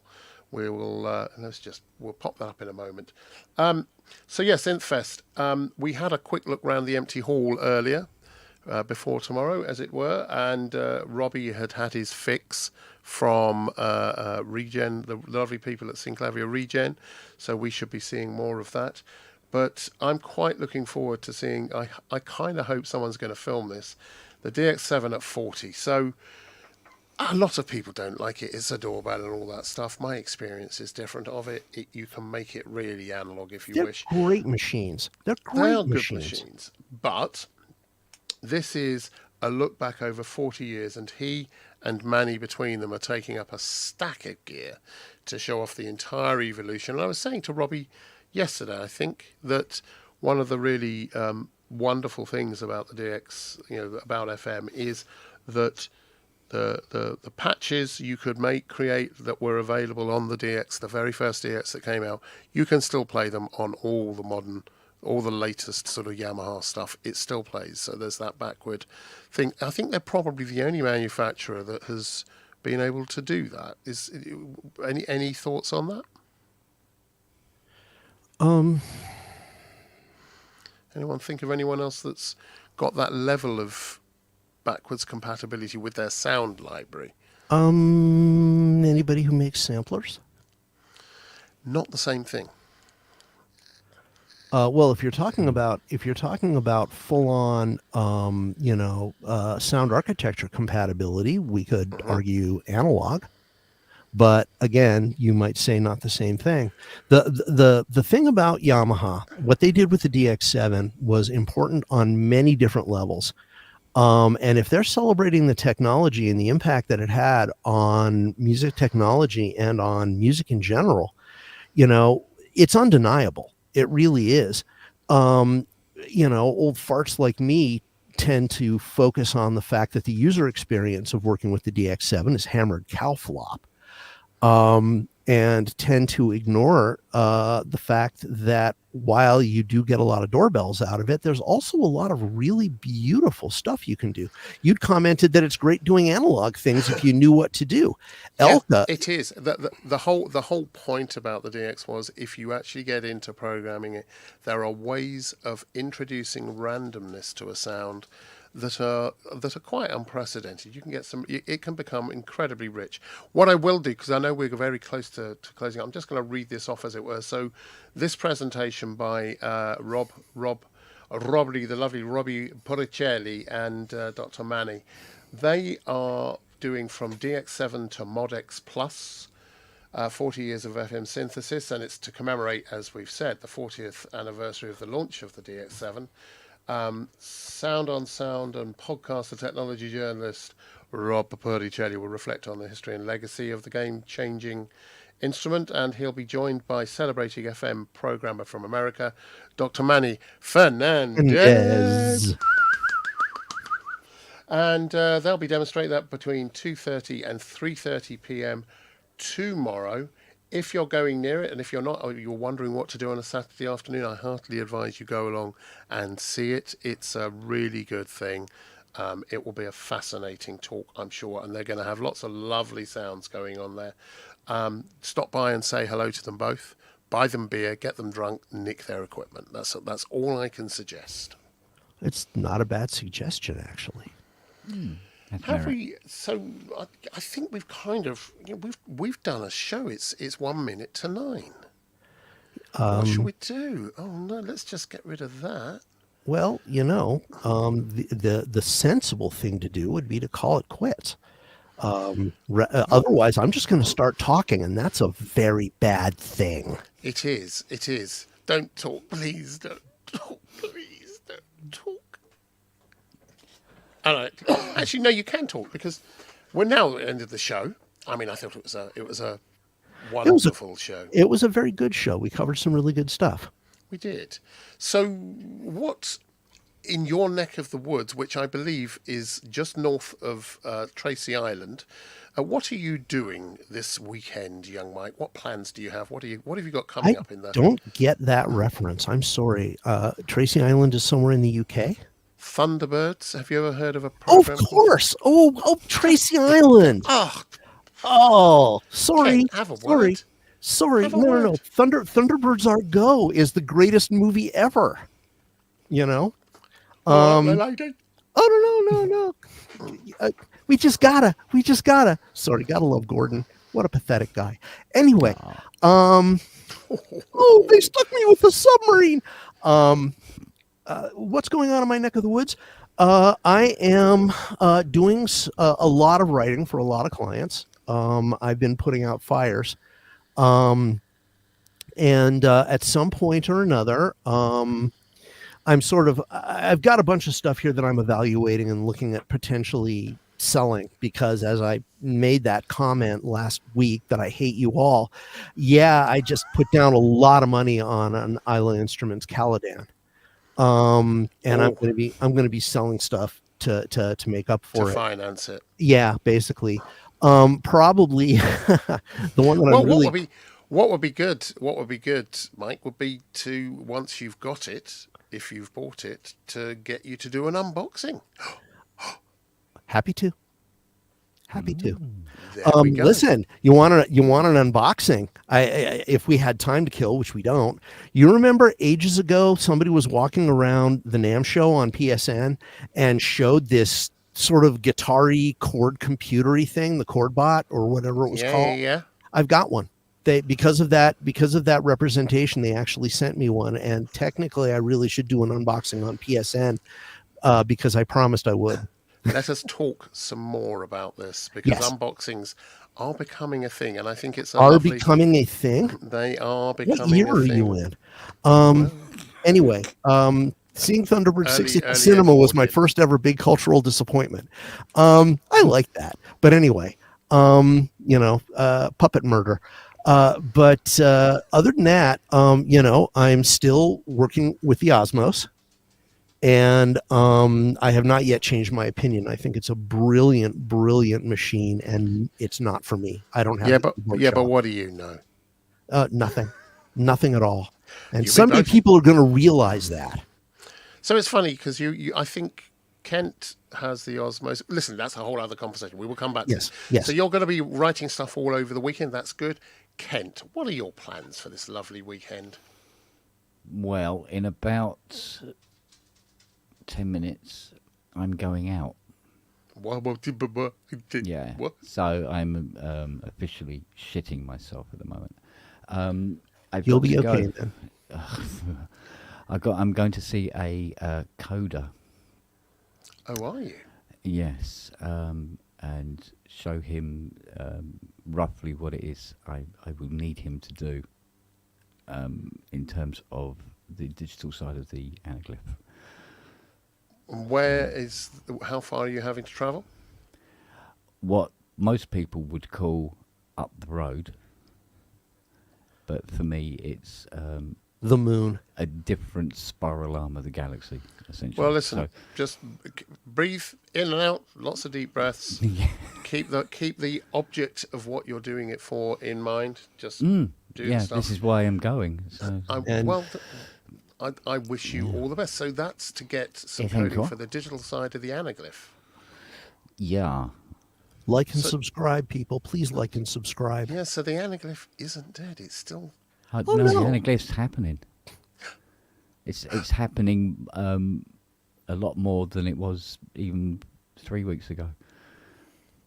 Well, we should talk more about this. I think we really should. We will have to talk more about this. Look, Andrew, somebody's got to compete with the Maximus, haven't they? Oh No. It doesn't compete with the Maximus. I told kidding. Tom it doesn't. I told Tom it didn't. Kidding. No, it does really.